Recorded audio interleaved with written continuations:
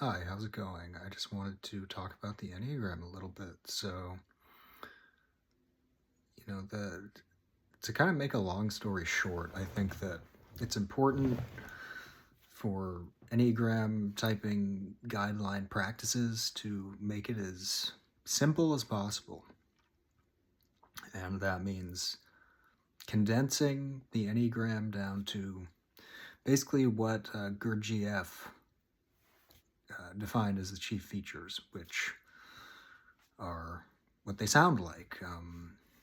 When he put together his Enneagram back in the early 1900s, he described a chief feature that serves as a blockage to awakening, something that gets in our way in our consciousness and our spirituality and the way we think, feel, act, and that this was a source of ignorance to us, that we would fall asleep, that we would be in a kind of an automatic slumber state where we would be hypnotized, in a sense, by ourselves, and we would get into these repeated patterns.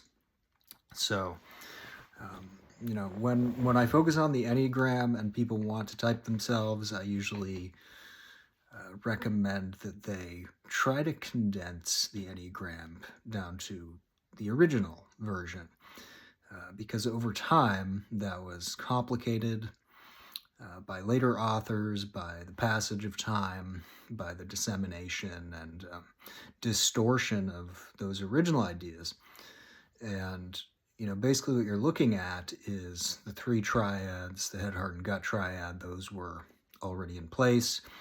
You have the lines of integration or disintegration as they were defined later on.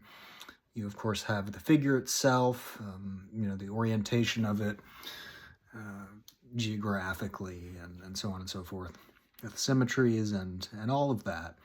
And then you have the chief features, or, what was the blueprint for the passions, the fixations.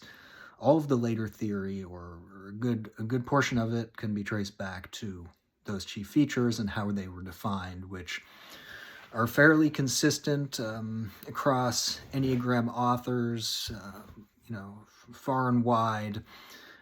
However, they became broader and broader to the point where some of them don't resemble each other as much as they could. So, what is really necessary for accurate and simple typing, and just to go back to the basics and break it down to those core chief features, those elements, those energies, the qualities that you find in the types. On a basic level, you could use the seven deadly sins plus 2. You could use some variation on that. You can do a search and you can research it, but they all get at the same kind of traits, and you can see these, these chief features or traits, or locuses of Enneagram bottled up energy, wherever the sticking point is. The whole cluster of traits and thoughts and motivations and behaviors, and they're often self-defeating, and they're problems. And solving these problems allows us to arrive at a better life. Basically, you stop sabotaging yourself, and you start functioning more effectively in your life, because you're not getting in your own way anymore, and that's really what the Enneagram's about. So I would recommend simplifying. I would recommend understanding the triads, basically what they are, or simplify them to understand the chief features, or the passions, the vices. These are all kind of terms for the same thing. So develop an understanding of those, and that should be enough. I think that you can type yourself based on relatively little, and then after you've typed yourself based on the bare essentials, the fundamentals, then you can read more in depth into the different type portraits, and you can kind of see where it all comes from. And you'll see that it can't all relate to you because there's so much of it now that it doesn't apply to everyone of a given type. It's only the broader, more deeper, more fundamental info that applies to everybody of the type.